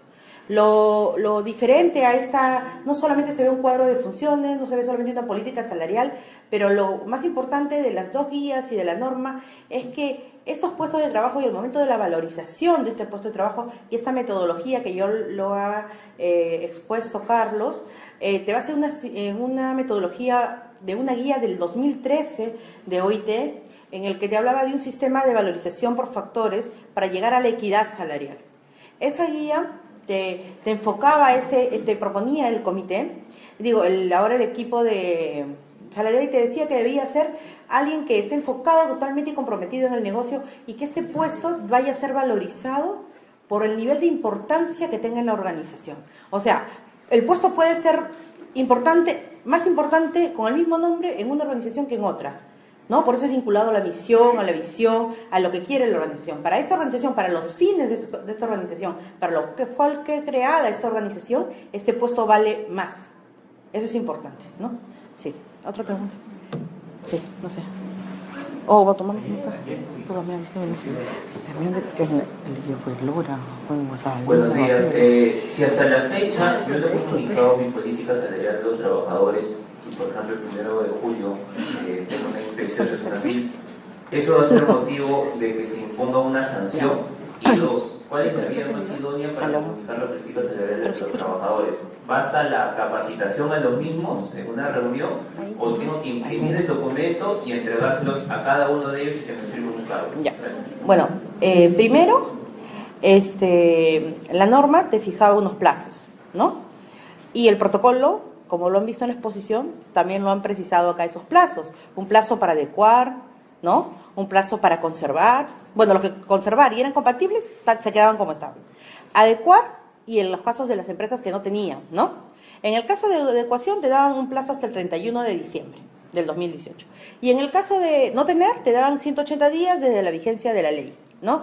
Entonces, 25 de junio del 2018. Entonces, esos plazos a la fecha, ya se vencieron, independientemente que el decreto 05-2018 haya prorrogado nuestra labor como fiscalizadores hasta el 1 de julio. Pero son obligaciones que en primera instancia ya están vencidas, ¿no? Nosotros internamente, porque este tema, ya nosotros vamos es la tercera charla de sensibilización empresarial masiva, en la cual nosotros hemos discutido ese tema, acerca del tema de la insubsanabilidad.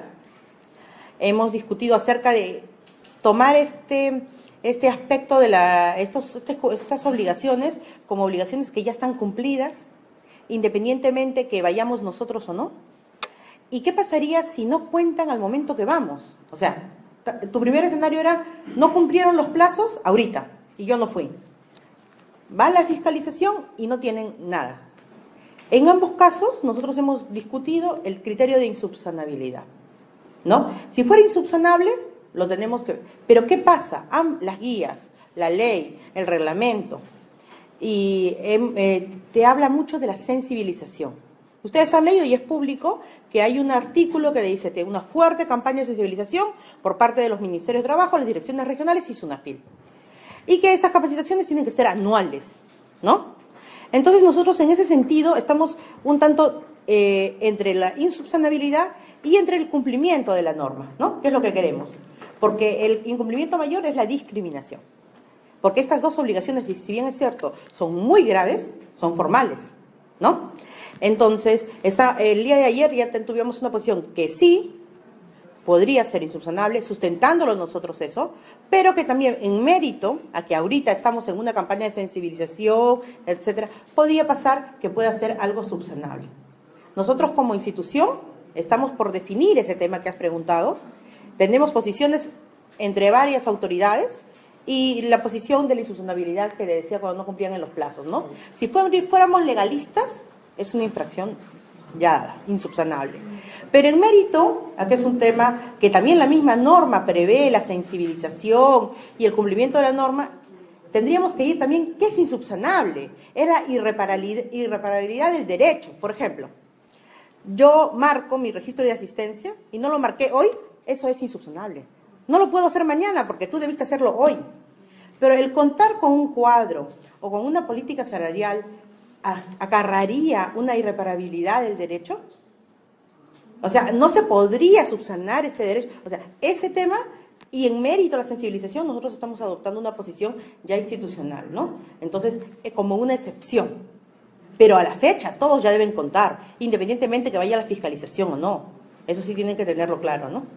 Sí, ya. Buenos días. Ah, ¿ya cuál era la otra? En el mismo sentido... Un ratito. ¿Sí? Ya.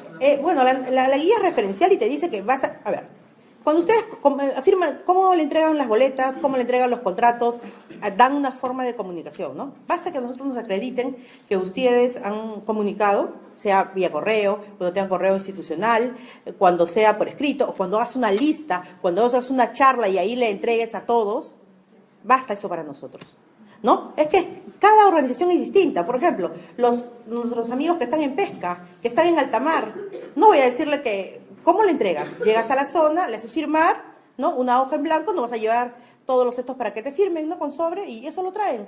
Lo mismo que tú haces cuando acreditas que entregaste un contrato, lo mismo que tú nos demuestras cuando entregaste una boleta, ¿no? Pero el correo electrónico sí es correo masivo y hay una constancia que sí recibió el trabajador, ¿no? Ya, al fondo. Una consulta pequeñita en sentido de lo que mencionaba de la información y difusión. ¿Cuánto porcentaje de la población se podría considerar como para esta capacitación o si tendría que ser al 100%, por ejemplo, por temas de distancia o que están en otras sedes, por ejemplo, que se imposibilita de repente llegar al 100%, ¿no? No. Para efectos de la fiscalización. Es que así como tú valorizas el 100% de tus puestos de trabajo, tienes que comunicar, y la política le afecta al 100% de tu población de trabajadores, tiene que ser al 100%. No digo que la charla sea para todos, pero hay formas de llegar a comunicar a estas personas. No solo es contarla, es comunicarla. No los montos, eso sí se ha quedado claro, ¿no? Solo la política. Ahora, unos me decían hoy día, pero es contradictorio, me dijeron en la anterior charla, hace unos minutos, porque me dices que no debo comunicar los montos. No comunicar los montos, pero tu política tiene que tener montos, pues. O sea, el hecho de que tú no comuniques a los trabajadores los montos no implica que tu política salarial no tenga montos, porque ese es el objetivo, que nosotros llegamos a que no sea discriminatoria, ¿no? Tiene que estar valorizada, pero sí la comunicación a los trabajadores, por ejemplo, nadie tiene el por qué. Otra duda que también podemos aclarar era, ¿a quién comunicamos? Por ejemplo, yo tengo un universo de 100, un 20% pertenece a un nivel A. ¿Solo tendría que comunicar su nivel o toda la política? La norma todo lo dice, precisamos a toda la política, esa es la posición, ¿ya? Ya. Sí. Buenos días. Siendo que el plazo de decisión para la implementación de la política y el cuadro de categorías y funciones es el 25 de junio de 2018, ¿qué se va a solicitar como sustento hacia esa fecha? Carlos, le dice lo de los disuasivos, ¿Le dice lo de los disuasivos? Ya. Es que hay otro método de intervención que va a ser este año que el intendente les va a comunicar. A ver, sí. Sí, bueno, no había contestado esa pregunta directamente porque, bueno, sabía que, o no había explicado esto directamente en las diapositivas porque sabía que en algún momento nos iban a preguntar esto. Les comento, se está evaluando, ya una decisión que la tomaremos en esta semana, se está evaluando por parte de la alta dirección de SUNAFIL el iniciar, no con fiscalización, sino el iniciar con cartas disuasivas. Para los que tengan conocimiento del ámbito de formalización, ya hemos venido nosotros trabajando esto desde febrero más o menos de este año, en la cual nos ha dado excelentes resultados sin necesidad de iniciar una actuación inspectiva, digamos, de arranque, de inicio. Entonces, creo que ya se había propuesto esto a la alta dirección de SUNAFIL y bueno, se va a sentar una posición sobre este tema en el sentido de que tanto sería factible iniciar con estas cartas disuasivas de carácter masivo. No es que, bueno, pero eso es evidente que solamente funcionaría para los operativos de fiscalización.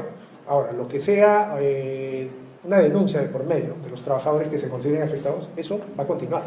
Como ustedes saben, las denuncias por discriminación siempre han existido, sea por discriminación remunerativa o no discriminación remunerativa, pero siempre han existido. Y esas denuncias siempre se van a atender. Por eso, o sea, si para esta época le llega, digamos, una visita inspectiva por el tema de una visita inspectiva sobre fiscalización, es que generalmente va a ser por un tema de denuncia, no por un tema de que inicialmente estemos considerando un operativo de fiscalización. Y las cartas disuasivas, pues evidentemente van a definir un plazo para que se cumplan, digamos, con las obligaciones legales y que se acredite, por supuesto, con información pertinente, ¿no? Esa es la idea de las cartas disuasivas para los que a algunas empresas les ha llegado la formalización y ya saben más o menos cómo es la mecánica. Sí, y simplemente precisar que como así los gremios empresariales están siendo capacitados, también las organizaciones de trabajadores van a ser capacitadas. En todo caso, si a mutuo propio ellos solicitan una inspección, eso, y si está dentro del plazo de nuestra fiscalización, tenemos que fiscalizar, ¿no? Sí.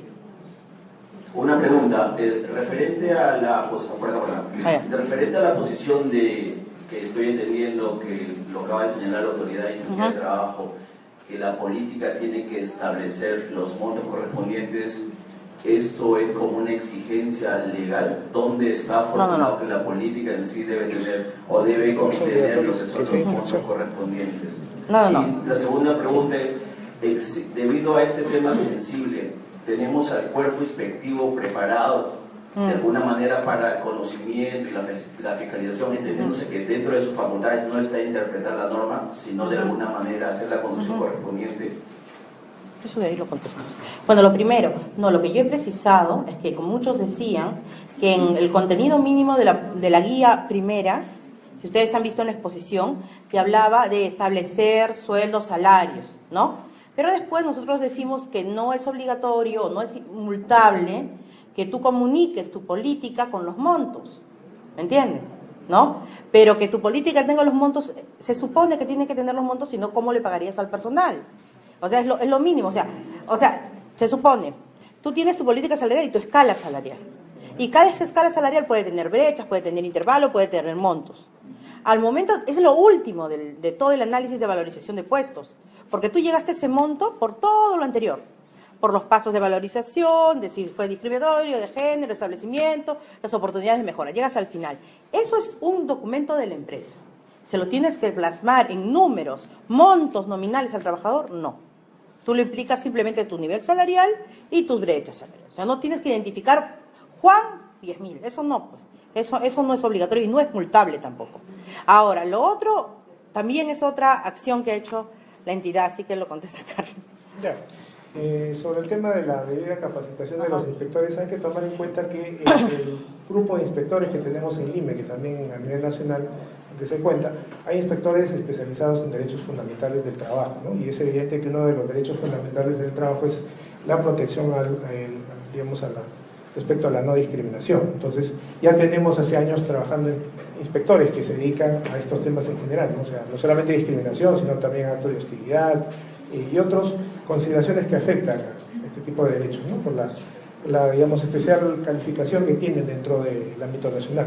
Entonces, ya se ha venido efectuando estas labores por así decirlo, actualización respecto a lo que manejan los inspectores en este nivel de conocimiento y, por supuesto, también lo vamos a seguir haciendo, ¿no? Siempre con el apoyo de la OIT, la Dirección de Derechos Fundamentales del Trabajo del Ministerio de Trabajo y justamente los inspectores de trabajo que tienen el mejor expertise en estos temas, ¿no?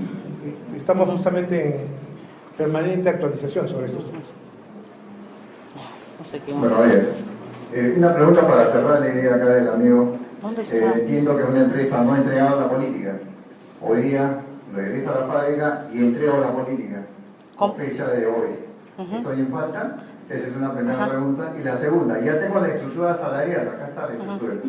Pero esta empresa tiene filiales en 5 provincias. ¿Tiene que ser una sola estructura o hay que hacer por plantas? Muchas gracias. Ya. No, pero es que eso depende. A ver, lo que pasa es que, ¿qué se valoriza? Los puestos. Yo puedo tener un puesto en Lima y el mismo nombre del puesto y el nivel de jerarquía en otra provincia. Y ahí va a haber, puede que exista la diferenciación. Y esa es yo lo he expuesto, Carlos, es una diferenciación objetiva, porque hemos dicho que para una diferenciación objetiva podemos tener condiciones distintas, ¿no? Por ejemplo, no es lo mismo un obrero acá que un obrero en mina, o en una zona de riesgo, o una exposición. Por eso hay subfactores, factores y subfactores que ya lo han visto en la exposición, que me va a permitir a mí valorizar el puesto. La política se comunica, o sea, yo la tengo. ¿Quién tiene la obligación de tenerla? La empresa. Esa es la primera obligación, ¿no? Y tiene que tener un contenido mínimo referencial que lo han muestro acá en la guía. Y lo segundo es comunicarla a quienes son parte, pues, ¿no? Forman parte de esa estructura salarial. Nada más, comunicarla. Pero esa comunicación no implica montos. Pero sí va a haber distinción. Pero usted me dice, no voy a hacer una política por cada. No, usted hace una política en base a sus puestos. Y esos puestos van a tener una diferenciación en base a los factores, subfactores, los niveles de cada factor, la jerarquización que usted le puede dar. O sea, lo que pasa es que nosotros nos vamos ya al final, a lo que pagamos, cuando lo primero es la valorización del puesto, ¿no? Sí, a lo de la fiscalización. ¿En qué vamos a quedar? ¿En el personal o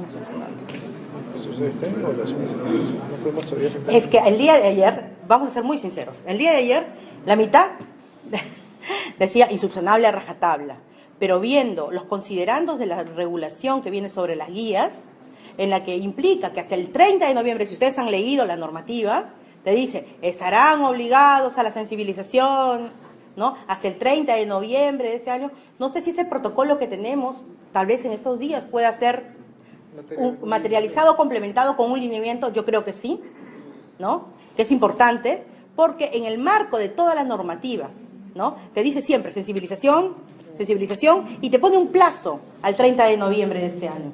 Entonces, si lo que queremos es que no haya discriminación, que es un derecho fundamental mayor, y estamos en dos obligaciones formales que pueden ser subsanables, yo creo que hay una posición de que se deberían ya contar con ellos y al momento de la fiscalización podríamos hacer una medida de requerimiento y no subsanable. Pero si nosotros analizamos una irreparabilidad del derecho, tendríamos que sustentar nosotros también como inspectores esa insubsanabilidad. Como regla podría quedar que sea subsanable hasta una medida de requerimiento por ser obligaciones formales, pero si hay una irreparabilidad que haya hecho un derecho fundamental más, que es el centro de todo esto, que es la igualdad, ahí podríamos ya en nuestro análisis interno personalizado. Pero yo creo que hasta este año, si vamos a entrar a campañas de sensibilización, podría ser subsanable, ¿no? Requerible. Ya. Listo. Por ahí. Sí. Ahora sí. ¿Ahora sí? Ahora sí. Mire, nosotros hicimos toda esta ley y reglamento en el año 2018. Ya. ¿Ya? Pero la última guía es de mayo de este año. Nosotros hicimos todo el trabajo con respecto a la ley y la reglamentación. Se habla de comunicar, definir las categorías, hacer grupos de puestos, ¿no? Y todo lo demás. Sin embargo, en mayo habla de factores y puntos. Es otra metodología. Sí, eso. La primera que me manifesté es cualitativa. La segunda es cuantitativa. Y es todo un trabajo. Sí, ¿Ya? pero no es obligatorio. No es obligatorio. Factores y puntos es una metodología Distinta. mucho más objetiva, es cierto, pero es mucho más trabajosa. Sí. Y entonces, a partir del 1 de julio, ¿bajo qué me van a fiscalizar? No, es ¿Sobre que... las normas del 2018? No. Es que las dos guías no son normas. Las dos resoluciones ministeriales simplemente son referenciales. Lo que nosotros vamos a... ¿Puedo usarlas como que no? Claro, mientras que su política y mientras que su cuadro sean objetivos, no hay ningún problema. Claro, así dice en todo sentido. Y el protocolo lo recalca, ¿no? Sí. Sí. Quería saber, Sí. qué metodología o qué prácticas han usado para establecer la guía. Porque hay prácticas que denuncian hace 50 años. No, sí, ese es un órgano, eso lo ha hecho el órgano de política, que es el ministerio. Entendamos una cosa, quien ha definido la guía no hemos sido nosotros como SUNAFIL, eso lo ha hecho el sector trabajo. Ellos están los obligados en la norma. De la Dirección de Derechos Fundamentales, del Trabajo, que es otra entidad, es diferente a SUNAFIL. Te lo preguntaba porque hay un criterio que he visto que, como objetividad, que hablan de esfuerzo mental. El esfuerzo mental, yo creo que eso no es algo objetivo. Entonces, yo suscribo lo que dice un compañero que acaba de decir, que si el inspector no está suficientemente instruido, no va a poder ver en esta metodología que en el Perú, para ser abiertos. No, es abierto. Gracias. Estamos hablando de ¿cuántos? Para arriba, estamos hablando del 20%, el 95% de las compañías esta metodología no tiene implantada ni la pensada implantar. Además que creo que nos van a obligar a hacer gastos en consultoría, cosa que, o que sugieran y tal, hacer una metodología más o menos objetiva para enfrentarte a una inspección de trabajo, no la puedes hacer siguiendo la guía, tienes que hacer un equipo de trabajo o incurrir en gastos adicionales. Claro. Entonces, es fundamental, creo que los criterios sean mucho más objetivos y más claros, porque si no nos podemos encontrar en cada maestrillo su libro y vamos a tener multas por todos lados. No, pero no hay criterios realmente objetivos. Claro, y la guía no es muy fácil. Ustedes nos podrían facilitar a las compañías para evitar más gastos, porque al final esto nos lleva a una asesoría gratuita, o en este periodo que estoy escuchando me parece bien que no quieran ir, digamos, con el hacha del primer día, me parece estupendo por la situación que vive el país. Ayuden o abran a las empresas la posibilidad de tener esa asesoría gratuita para poder implantar en sus empresas este tema. Porque creo que nadie quiere en su compañía una discriminación, está claro, pero que el Estado nos ayude en ese sentido, creo que sería mejor. Es obligación del ministerio, ¿no? Sí, como le digo, las guías son referenciales. Nosotros las hemos expuesto por un tema para explicar toda la normativa que hay, pero el sector la saca, es basada en una guía antigua del 2013, se ha vuelto a actualizar, porque ¿qué pasa? Que la primera guía sale y al momento, sus considerandos te dice, sacarán otra guía, O sea, no es que salió porque quiso salir, se acordaron, se olvidaron de algo, no. Tiene que sacar una guía complementaria, dice. Y por eso sale esa guía. Y un día antes sale el protocolo. Entonces, no es multable. Mire, nosotros sin guía, sin norma, ya hemos venido fiscalizando discriminación. Y lo único que sí podemos recalcar es que antes nosotros íbamos y nadie te decía, empresas grandes, no tengo manual orgánico de funciones, no tengo organigrama, yo no sé cómo se manejaban, no tengo política salarial, no. Tenía diferenciación, pagaban igual, diferente, era un desorden. Y no estoy hablando de micro y pequeñas, ¿no? Estoy hablando de empresas grandes. Entonces, nosotros evidenciábamos y lo único que podíamos llegar era la antigüedad, porque sin ellos mismos habían valorizado y notábamos discriminación. Pero, ¿qué nos da esta guía? Nos pide que por lo menos ustedes tengan sus documentos, ¿no? Que han hecho que ustedes como gestión puedan tomar decisiones en decir, tú eres el puesto tal, tú estás en la categoría tal. O sea, lo que ya está en la realidad simplemente lo van a documentar. Por eso, no es que contraten grandes consultorías, no. O sea, por eso la guía está ligada a la necesidad de la organización.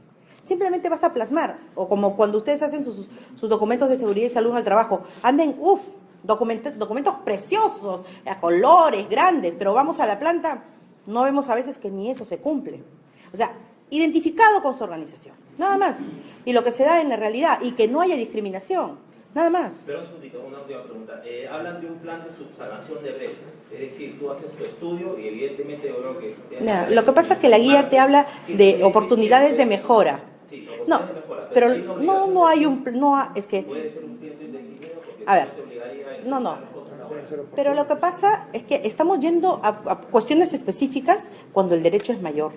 O sea, yo nunca debí afectar el derecho a la igualdad que está en la Constitución de hace años. La guía es de ahora, 2018, pero tenemos un convenio 100, tenemos un convenio 111 que el Estado lo ha ratificado en 1960. O sea, mire el año. Y la norma simplemente especifica párrafos de esa normativa internacional, que todos lo sabíamos. Porque así como los trabajadores, los empleadores también van a la OIT y forman parte de un órgano tripartito, lo conocen. Entonces, no es una obligación nueva. Simplemente te están dando dos obligaciones más formales, que son multables como muy graves. Y que esto te va a servir a ti, al contar y al hacerlo, que identifiques si por ahí ha habido una brecha, ha habido un sesgo. ¿Y qué te da la guía? Lo que te dice la guía, y en todo dice oportunidad de mejora. ¿Oportunidad de mejora para qué? Para que si tú por desconocimiento, si tú porque no sin querer, ¿no? De alguna manera causaste algún tipo o violaste el principio de igualdad, lo hagas. No te dice un plazo, por eso te dice que tú como empresa vas a hacer una planificación para poder llegar a esa oportunidad de mejora, de borrar cualquier tipo de brecha en tu empresa. Pero es como decir, no voy a haber discriminación en la sociedad, en mi empresa misma. Entonces, ¿pero eso cómo lo ves? Yendo al interno. Mi visión, mi organigrama, mi organización, después viendo mis puestos. Un ejemplo, que tú me puedes decir que es sesgado, que fue en hace 2 charlas que me preguntaron, ¿no? Puras mujeres, asistentes contables. A uno, hacían la labor de asistente contable, de contadora, de todo. Lo único que les faltaba era el título. A su costado, 2 contadores, que no hacían nada. Y que simplemente firmaban. Entonces, la dueña me dice, a ellas les pago menos por el título. Y a ellos 2 les pago más. Pero yo creo que es justo, subjetividad, que ella les deba pagar más, porque ellas hacen más que ellos. Pero les falta el título. Esta política, estas normas no son basadas en personas, son basadas en puestos. Si estas 2 personas a las cuales tú le pagas más y no te cumplen tus obligaciones, ¿para qué las tienes? Su puesto no puede ser, por ejemplo, puede tener una asistente contable en un puesto menor, pueden ser hasta sobrevaluadas, pero yo valorizo el puesto, no la persona. Si tú le pagas más, contrata a alguien que valga eso, pues. No vas a contratar a alguien que solamente, ¿no? Y en las asistentes igual, valorizaciones de personas. Y tú dirías, no, pero no es discriminatorio porque le quiero pagar más a las mujeres. Y no lo son. ¿Me entiendes? Esos son sesgos. Entonces, no es, mira, hasta en algo pequeñito podemos nosotros identificar si hay o no hay discriminación. Y ahí no tuvo que hacer un análisis contable, una consultoría, no. Simplemente valorizar sus puestos para el fin de su organización. Ya. Sí. Es referencial.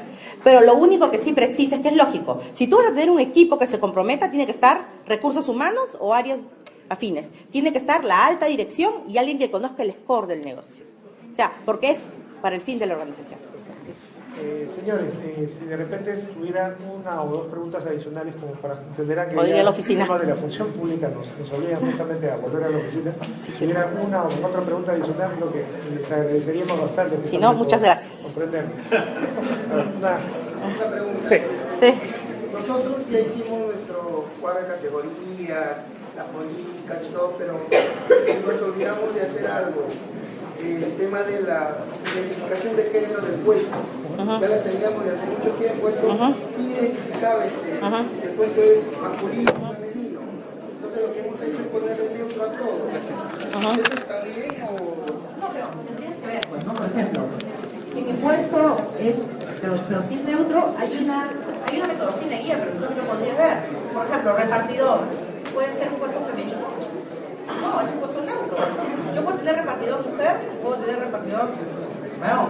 Por ejemplo, impulsador. Puede ser, claro, por ejemplo, es un puesto neutro. O sea, si tu puesto no es más femenino que masculino, ahí es neutro. Es que ahí el comité comenzó a decir, parece discriminación.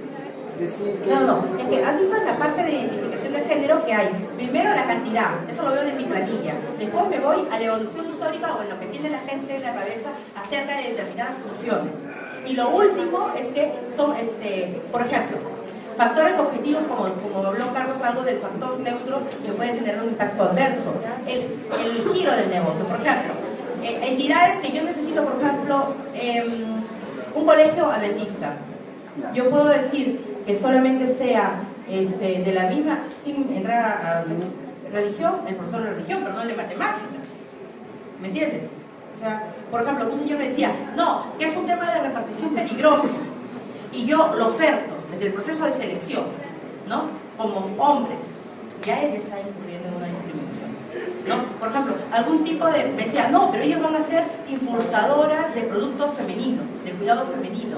Porque un hombre no podría, ¿no? O sea, hay otra razón adicional a la que tú podrías decir ese puesto tiene que ser femenino, ya, o masculino. Pero si no, tendría que ser neutro. Si para ti todo es neutro, tus convocatorias tendrán que ser neutras. Nada más, ¿no? O sea, tienes que pensar cómo tú seleccionarías al puesto. Si en tu selección no hay alguna razón que justifique que sea femenino o masculino, tu puesto es neutro. Gracias. Señores, muchísimas gracias justamente por su participación. En la NAFIL estamos ya no justamente recibiendo las consultas que ustedes consideren. Muchas gracias.